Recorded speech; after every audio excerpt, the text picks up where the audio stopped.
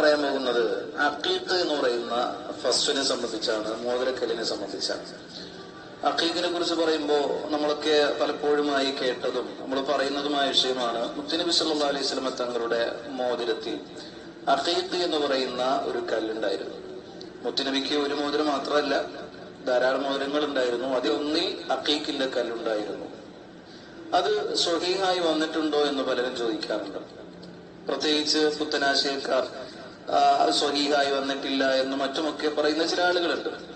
പക്ഷെ അങ്ങനെ വന്നിട്ടുണ്ട്. ഇമാം മുസ്ലിം റളിയല്ലാഹു അൻഹു റിപ്പോർട്ട് ചെയ്യുന്ന സ്വഹീഹ് മുസ്ലിമിലെ ഒരു ഹദീസ് ബഹുമാനപ്പെട്ട അനസ് ബിൻ മാലിക് റളിയല്ലാഹു അൻഹു തൊട്ടുദ്ധരിക്കുന്നത് കാണാം. ഞാൻ അതൊന്ന് വായിക്കാം. കാന ഖാതമുൻ നബി സല്ലല്ലാഹു അലൈഹി വസല്ലം മിൻ വരിഖി, മുത്തുനബിയുടെ മോതിരം വെള്ളി കൊണ്ടുള്ളതായിരുന്നു.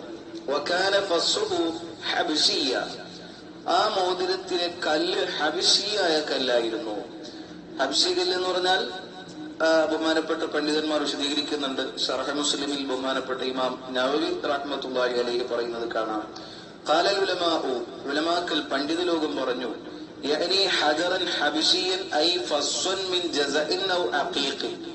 കണ്ടോ, ഹബ്ശിയായ കല്ലാണ് ഫസ് കൊണ്ട് ഇവിടെ ഉദ്ദേശിക്കുന്നത്, മുത്തുനബിയുടെ മോതിരത്തിൽ ഉണ്ടായിരുന്നത് എന്ന് പറഞ്ഞാൽ അഖീഖിന്റെ കല്ലാണ് എന്നുവരെ ബഹുമാനപ്പെട്ട ഇമാം നവവി റഹ്മത്തുള്ളാഹി അലൈഹി പ്രസ്തുത ഹദീസിന്റെ വിശദീകരണത്തിൽ പറയുന്നുണ്ട്. കഴിഞ്ഞില്ല വിശദീകരണത്തിൽ ശേഷം കാണാം ഫി ഹദീസിൻ ആഖറ, മറ്റൊരു ഹദീസിൽ മറ്റൊരു റിവായത്തിൽ ഫസ്ഹു മിൻ അഖീഖ് എന്ന് തന്നെയുണ്ട്. മനസ്സിലാകുന്നുണ്ടോ? മുത്തുനബിയുടെ മോതിരത്തിൽ അഖീഖിന്റെ കല്ലാണ് ഉണ്ടായിരുന്നത് എന്നത് അത് മറ്റൊരു ഹദീസിലുണ്ട് എന്ന് ബഹുമാനപ്പെട്ട ഇമാം നവവി റഹ്മത്തുള്ളാഹി അലൈഹി അവിടുത്തെ ശറഹ് മുസ്ലിമിൽ രേഖപ്പെടുത്തുന്നുണ്ട്. അപ്പൊ ഒരു കാര്യം ഉറപ്പായല്ലോ, മുത്തുനബി സല്ലല്ലാഹു അലൈഹി വസല്ലമ മോതിരത്തിൽ അഖീഖിന്റെ കല്ല് ഉപയോഗിച്ചിരുന്നു. അപ്പൊ ഈ തർക്കം ഉന്നയിക്കുന്ന ആളുകൾ ഇത് സ്വീകരിക്കണോ വേണ്ടയോ എന്ന് അവർ സ്വമേധയാ ചിന്തിക്കട്ടെ. ഹദീസിനെയും അതിന്റെ വിശദീകരണത്തെയും അംഗീകരിക്കുന്ന ആളുകൾക്ക് തീർച്ചയായും ഉറപ്പായും ഇത് സ്വീകരിക്കാം. അതുകൊണ്ട് തന്നെയാണ് നമ്മുടെയൊക്കെ ആലിമീങ്ങൾ കഴിഞ്ഞുപോയ മഹാരഥന്മാരൊക്കെ അവരുടെ മോതിരങ്ങളിലും അഖീഖിന്റെ കല്ല് ഉപയോഗിച്ചിരുന്നു. ഇനി അഖീഖിന്റെ കല്ലിന് എന്തെങ്കിലും പ്രത്യേകതകൾ ഉണ്ടോ? ഇപ്പോ നബി സല്ലല്ലാഹു അലൈഹി വസല്ലമ കല്ല് കൊണ്ടുള്ള മോതിരം ധരിച്ചു. എന്തിനാണ്? മുത്തുനബി ഒരു കാര്യം വെറുതെ ചെയ്യില്ലല്ലോ. എന്തുകൊണ്ടാണ് വെള്ളിയുടെ മോതിരം ധരിച്ചത്, അല്ലെങ്കിൽ ആ മോതിരത്തിൽ പിന്നെ അഖീഖിന്റെ കല്ല് ഉപയോഗിച്ചത് എന്ന് ചോദിച്ചാൽ അത് മുത്തുനബി പല കാര്യങ്ങളും അതിൽ മനസ്സിലാക്കിയിട്ടുണ്ട്. വെറുതെ ധരിക്കില്ലല്ലോ.